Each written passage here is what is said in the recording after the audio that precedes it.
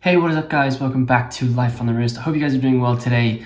There's nothing that says watch collecting other than Speedmasters, and Omega has recently released a new version of their Speedmaster. This is a 3861 version of this watch.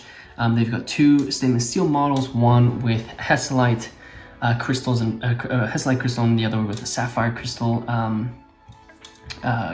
used on the watch. So what I thought I would do is I just walk through some of the differences between this and the previous iterations of the Speedmaster, and then also give you my thoughts on it. I'm going to say this at the beginning of the video because I know I'm going to get some comments about this. I do not have these watches in my possession. This is purely me telling you about the differences and also giving you my thoughts on this watch just from pictures and videos and things that I've seen online about these watches. So don't hate on me because I don't have this watch. I have said it at the beginning of the video. But before we get into that, if you haven't already, be sure to subscribe to the channel and like this video. If you enjoy videos about watches, it really does help us out with the YouTube algorithm. So, it's a Speedmaster. Speedmasters look very, very similar. If you don't know, we've done a bunch of videos on the Speedmaster, so be sure to check those out. And there's a lot of literature online that you can read about the Speedmaster and hear about its history, but basically it is the first moon watch to go to space. And this version of the watch has some subtle differences in the design of the dial, the case, and the bracelet that I thought I would go over. So some of the main differences that appear both on the Hesalite and the Sapphire version of this new Speedmaster include the dial. There's a little nod to the vintage Speedmasters where the subdials are depreciated a little bit into the dial, so it gives the dial a little bit more depth. The other difference has to do So that's the first difference. The second difference has to do with the Omega logo on the dial. On the Hesalite version of this watch, excuse me, on the Sapphire version of this watch, the logo itself is applied as opposed to the Sapphire version. The Hesalite version of this watch, the Omega logo is actually painted as opposed to the Sapphire version, which actually has an applied logo. So I'll just go over the Hesalite to start with. So the subdials are slightly depreciated into the dial, which gives it depth. The Omega logo on the dial itself is painted. If you look at the bezel, there are the numbers on the bezel itself actually are a little bit lighter in font as opposed to some of the other versions, and there's a dot over 90, which is obviously a nod to the vintage Speedmasters. The case itself is actually thinner than the previous versions of the Speedmaster. This is, I think it's about a millimeter thinner, or close to a millimeter. Yeah, a little bit under a millimeter thinner. If you turn the watch over, and this is specific for the Hesalite version, there is no display case back. The Hesalite version has a solid case back and it has some writing on it. You can also see that on the lug, on the top lug closest to the chronograph buttons, there is the Omega logo that's stamped onto the case, and then at the lug below that it has the case metal, which in this version is stainless steel. The case back itself, like I said, is not a display case back, so it's solid steel, and it basically has some writing on it. It says flight qualified by NASA in 1965 for all manned space missions, the first watch worn on the moon, and then it has, you know, co-axial and a little bit more information about the watch. But very typical Speedmaster case back, you know, it's a Speedmaster. You kind of know what you're gonna get. What I think is really cool about the one of the differences, major differences, is the bracelet. The bracelet itself has gone for a little bit more of a 1960s feel to it. It kind of reminds me of a Jubilee bracelet, but it has a different looking clasp, and the bracelet itself actually tapers, so it's going to be thinner when it gets close to your wrist and thicker when it's by the watch. So that's the Hesalite version. The Sapphire version is very, very similar. Again, it has the depreciated subdials. One of the differences between one of the main differences is the Omega logo on the Sapphire version actually has is an applied logo as opposed to a painted logo. That's one of the main differences. Again, the numbers around the bezel are a little bit lighter, and it has that dot at 90. So very, very similar.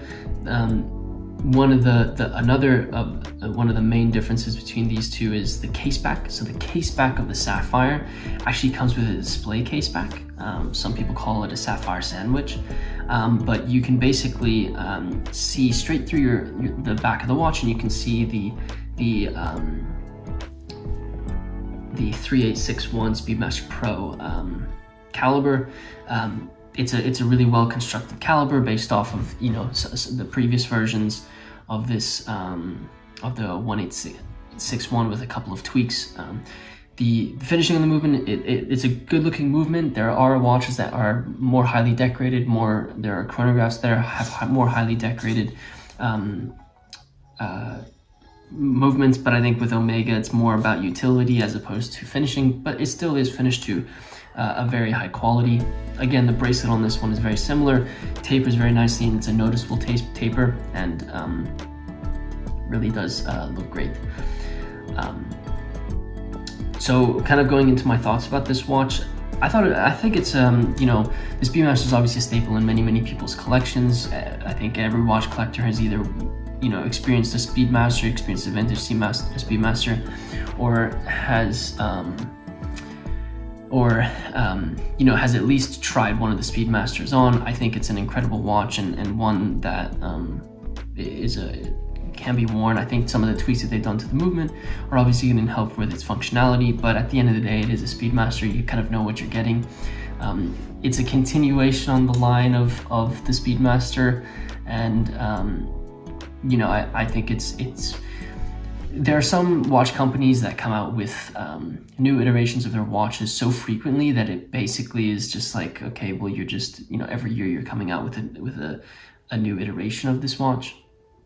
I think it's important to make sure that you have clear lines on what the differences between each of the watches are, and that the updates are noticeable. I think they are noticeable with this Speedmaster. I'd love to try it on. If you guys have tried it on, let me know. But it'd be very interesting to hear how that bracelet feels. I've heard that the bracelet itself feels a lot nicer, and the taper actually allows it to be quite wearable. If I was to choose between the Hesalite and Sapphire, I'd probably go with the Sapphire. I like a little bit more depth in my watch, and so I think the subdials are obviously going to do that, but I like the fact that the Omega logo is applied. Another thing that's really important to me is to be able to see the movement. I'm a huge chronograph guy. I'm wearing my memo sail today, but chronographs are one of my favorite complications, and so I like to be able to see the complication and see how the movement is actually put together. So that's an important feature for me. So I'd go with the Sapphire one, but I'd love to hear your thoughts, what you guys would go with between the Hesalite and Sapphire. If I do get my hands on one of these, I'll be sure to do like an in-depth review on it. I think that would be really, really fun. And obviously these are going to be available at your authorized dealer, so you can check them out there if you're interested in these. I will say, I've created some videos in the past where I kind of go through watch companies that or not watch companies, but this thing where I think sometimes watch companies just kind of do the same thing, and to me it's not really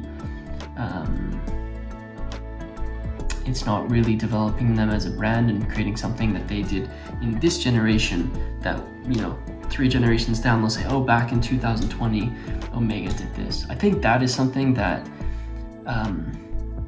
is really important. We're creating watches from like the 60s. As an example, this one is from the 60s and it's a new iteration of it, and obviously there's some modifications that we've made to the movement to make sure Omega's made to the movement to make sure that it's up to date and running as well as possible.